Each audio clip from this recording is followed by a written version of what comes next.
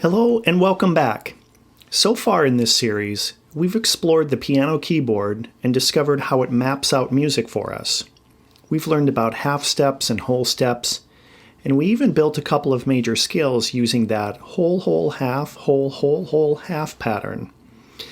But there's been this elephant in the room, hasn't there? Those black keys. We've been using them, moving to them, counting them, but we haven't actually named them yet. We've been saying things like the black key between C and D, or that black key beyond F. Well, today's the day. We're going to name those black keys, and once we do, you'll have the complete vocabulary you need to talk about any note on the piano. Here's the thing about the black keys. They're clever little multitaskers. Each black key actually has two names, depending on how you're thinking about it. And that might sound confusing at first, but it's actually really logical once you see the pattern. Let's start with the black key sitting between C and D. We can think of it in two ways. First way, it's one half step up from C. When we raise a note by a half step, we call that a sharp. So this black key is C sharp. We write it as C with a sharp symbol, or hashtag, but when we say it out loud, we just say C sharp. Second way, that same black key is one half step down from D. When we lower a note by a half step, we call that a flat. So this black key is also D flat, and the flat looks like kind of a funny looking lowercase b. Same key, two names, C sharp and D flat. They're the same pitch, the same sound. We just call them different things depending on the musical context. Now, before you start thinking this is needlessly complicated, let me tell you why this makes sense. It's all about the direction and context. If you're thinking about moving up from C, C sharp makes sense. If you're thinking about moving down from D, D flat makes sense. It's kind of like how the same corner can be 2 blocks north of the library or 2 blocks south of the post office. Same corner, different descriptions depending on where you're starting from. Let's name all the black keys using sharps first. We'll start with C and move and work our way up. The black key above C is C sharp. The black key above D is D sharp. Now we get to E, and here's something interesting. There's no black key above E. E and F are neighbors, remember? They're only a half step apart. So there's no such thing as E sharp on the piano. Well, actually there is, but it's just F. If you raise E by a half step, you get F. So E sharp and F are the same note. Mind-bending, right? But we'll come back to that idea another time. All right, moving on. The black key above F is F sharp.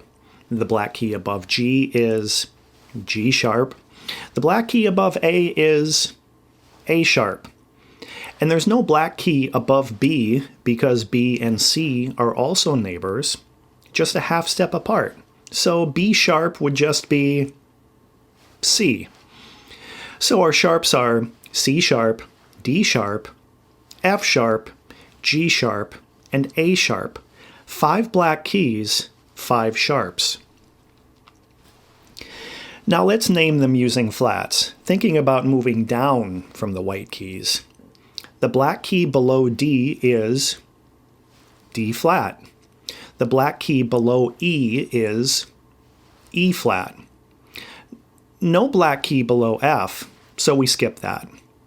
The black key below G is G flat. The black key below A is A flat. The black key below B is, you got it, B flat.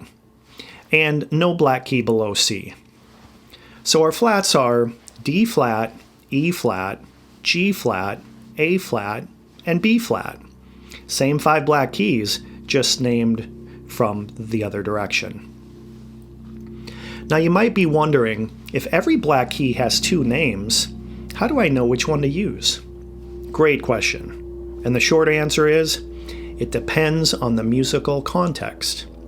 It depends on what key you're in, what scale you're using, what makes sense in the moment. Here's a general principle that'll help. In any given scale, we want to use each letter name once and only once. Let me show you what I mean. Think about the C major scale. C, D, E, F, G, A, B, C. We use each letter once. C, then D, then E, and so on. Nice and orderly.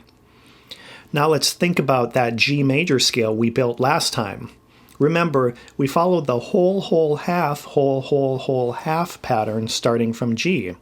We got G, A, B, C, D, E, and then a black key, and back to G. Now, that black key, which one is it? It's the one between F and G. We could call it F sharp or G flat, right? Both names refer to the same key. But look at our scale so far. G, A, B, C, D, E, we've used those letters. If we called that black key G flat, we'd have G at the beginning and G flat near the end. That's using the letter G twice. That's messy. But if we call it F sharp, we've got G, A, B, C, D, E, F sharp, G. Each letter used once. Much cleaner.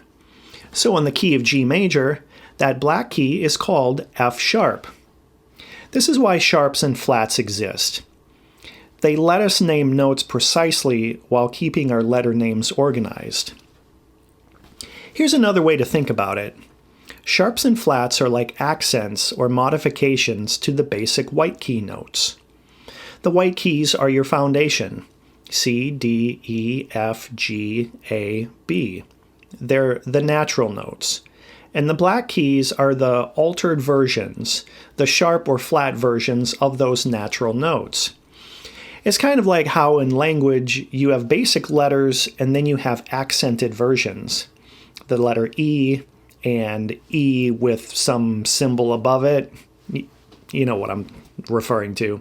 Same basic idea, slightly different sound. Now, I want to point out something we touched on earlier. I mentioned that E sharp is the same as F, and B sharp is the same as C. And that might seem weird. Why would we need different names for the same key? Well, sometimes in music, the context demands it. Sometimes you need to call F by the name E sharp because you've already used F in your scale, and you need to keep your letter names in order. It doesn't happen often, especially when you're just starting out, but it's good to know it's possible. The same thing works in reverse. Sometimes C is called B sharp, and sometimes F is called E sharp. Same keys, different names, different contexts. And this is the beauty and the flexibility of musical notation. It adapts to what the music needs. So let's recap. The black keys can be named as sharps, 1/2 step up from a white key, or as flats, 1/2 step down from a white key. Each black key has two names. C sharp is also D flat. D sharp is also E flat, and so on. When we're building scales or writing music, we choose the name that makes the most sense in context, usually the one that keeps each letter name appearing just once in the scale. And now, you've got the complete picture. You can name any key on the piano. The white keys, C, D, E, F, G, A, B. The black keys, C sharp or D flat, D sharp or E flat, F sharp or G flat, G sharp or A flat, and A sharp or B flat. That's it. 88 keys, and now you can name every single one. So here's your mission, should you choose to accept it. Next time you're at a keyboard, find all 5 C sharps. Remember, C is to the left of the 2 black keys, so C sharp is that first black key in the group of 2. Find them up and down the keyboard. Then find all the F sharps. F is to the left of the 3 black keys, so F sharp is the first black key in that group of 3. Get comfortable with these landmarks. They're going to be your friends as we continue this journey. Thanks so much for sticking with me today. Next time, we're going to take what we've learned about sharps and flats and use them to build more scales. Major scales starting from different notes. We'll see how the pattern stays the same, but the notes change depending on where we start. Until then, happy exploring, and don't be afraid of those black keys. Now you know their names.